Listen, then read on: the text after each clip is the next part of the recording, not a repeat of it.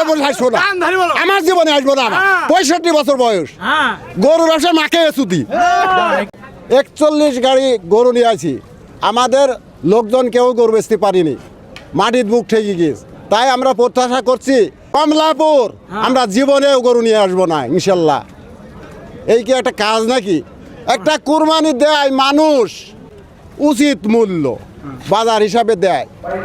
তাই কি এখন 30,000 টাকা মন, আমরা 30-35,000 টাকা মন গরু কিনে নিয়ে আসি, এখন 15,000 টাকা মনও বলছে না। সেই কমলাপুরি মানুষ আসে আবার ভাত খাওয়ার টাকাও নাই। একজন হলো 200 টাকা ধার করলাম এক ভাই স্মৃতি, কি অবস্থা? তাহলে কি এটা কি সম্ভব? গরু বাছুর এখন নিয়ে যাবো, যাই তো সব মরি যাবি, খুর খসি যাবি, চিকিৎসা দেওয়া লাগবে, এই টাকা আমরা কোথায় থেকে পাবো?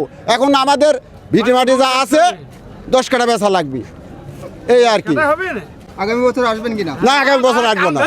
কান ধরে বলছে আগামী বছর আসবো না, আমার জীবনে আসবো না। 65 বছর বয়স, গরু ব্যবসা মাকে সুদি। একটা কোরবানি আল্লাহর পবিত্র জিনিস, সবাইকে কোরবানি দিতে হয়। এই কোরবানিটা ন্যায্য মূল্যে, যে গরুটার দাম 2 লক্ষ টাকা দাম হয়তো আমরা কিনেছি, সেই গরুটা আমরা কি 1 লাখ টাকায় বেচলে আমাদের জানে কষ্ট লাগছে না?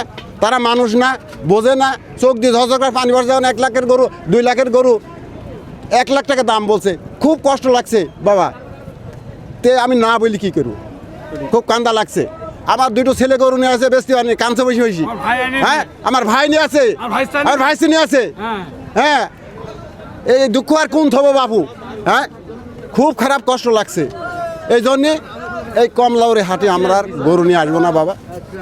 ঈদ করবেন কি করবেন ঠিক নেই, এখন বাড়ি সেমে কিনতে পারিনি, চিনি কিনতে পারিনি, বাড়ির লোকজন ফোন দিচ্ছে, ঈদ করবো না। তারপর কেনাকাটাও করিনি, নাতি ছেলে মিলে আর দাদা টাকা দেওয়া, এখন কি করবো বলেন? এ কথা বলি আর কি।